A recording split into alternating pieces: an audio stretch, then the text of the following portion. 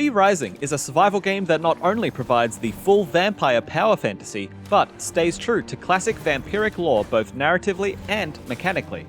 You have to feed on blood to stay alive, touching silver is painful, garlic makes you weaker, and you're even encouraged to charm and enslave unfortunate humans to get them to do your bidding. It can be a bit unclear how to get to this stage though. That's why we're here to tell you how to gain and control human servants in V Rising.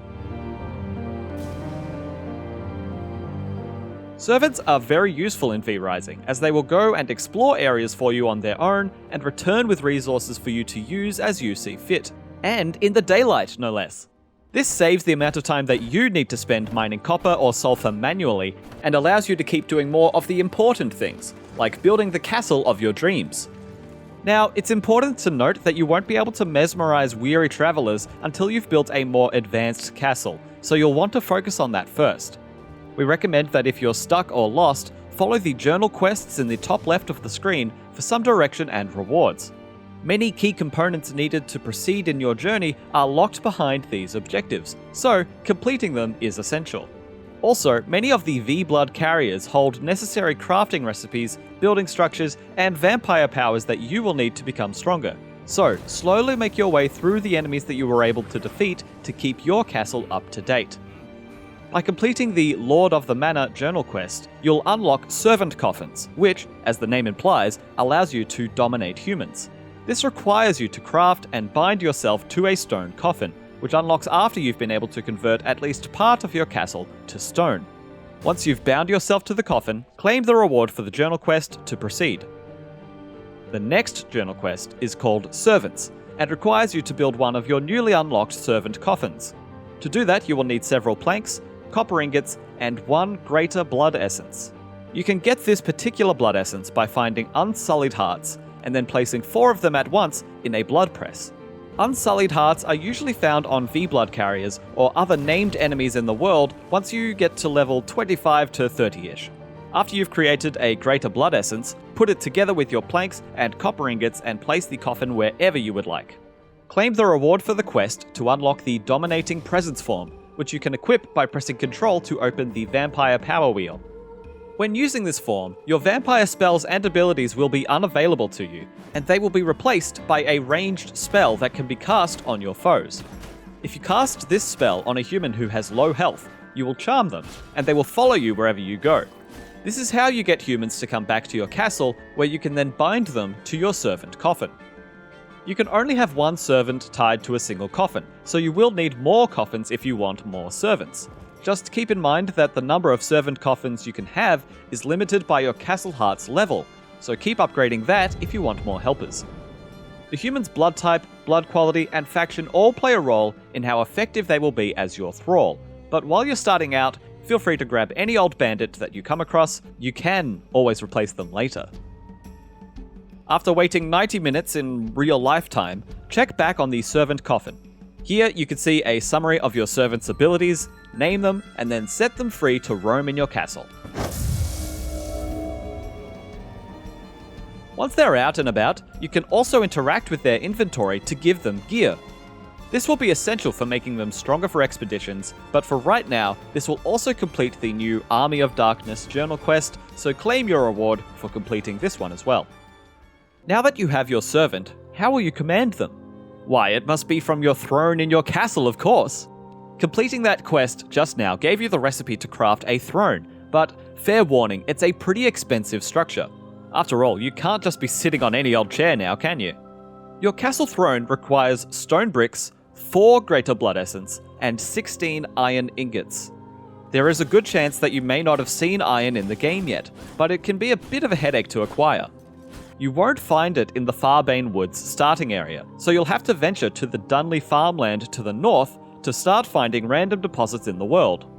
You'll need a refined copper weapon in order to mine these deposits, and the enemies in the area are levels 30 to 40, if not higher, so make sure you are at a similar level and your equipment is up to the test before going to find more iron. It takes a lot of iron ore to make a single iron bar, so you're going to want to collect as many stacks as you can carry on each run. That's where this place comes in handy, the Haunted Iron Mine, found along the southern border of the Dunley farmland. There's a strong V-Blood carrier here that you may not be ready to take on at your current level, but if you pick off the weaker reinforcements nearby and wait for the archer to patrol away from you, you can sneak into the mine, grab as much ore as you can, and then run away with your new stash of resources. Once you've got your iron ore, you will need to make sure you have the recipe to craft items with it. This requires you to defeat a few specific V-Blood carriers. First, far to the west of Farbane Woods, in the Bandit Sulfur Quarry, is Clive the Firestarter. By defeating Clive, you unlock the ability to craft explosives at an alchemy bench. Once you've made some explosives, head to the north of Farbane Woods to this barricaded compound. Place the explosives to open the door and make your way inside. This is the base for Quincy the Bandit King. At level 37 this can be a tough fight, but he's worth trying to take on. The rewards for defeating him are the ability to melt down iron ore into iron bars and also create iron weapons, which will be a sizable upgrade from a copper weapon set. Once that's done, return to your castle to finally start smelting those iron bars into your new fancy chair.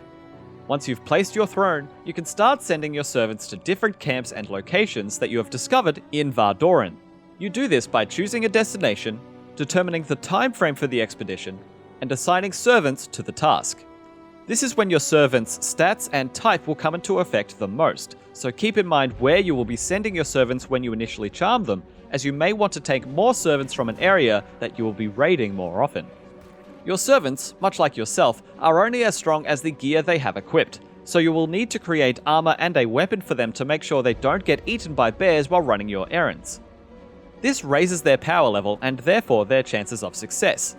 Unlike you, however, they only need one strong weapon to get by, so don't bother crafting a whole weapon set for them. Where you choose to send them will have its own power level that you need to account for, so make sure you're only sending servants out on a mission where they have a decent chance of succeeding. The expedition can take quite some time. If you increase the amount of time it will take, it could take as long as 24 real-life hours, but your servants have a higher chance of success and will acquire more resources as a result. When your servants come back, they will be flush with a large amount of whatever you sent them to find, as outlined at the bottom of the expedition planning screen. Interact with each servant to take the resources from their inventory and start using them for your own needs.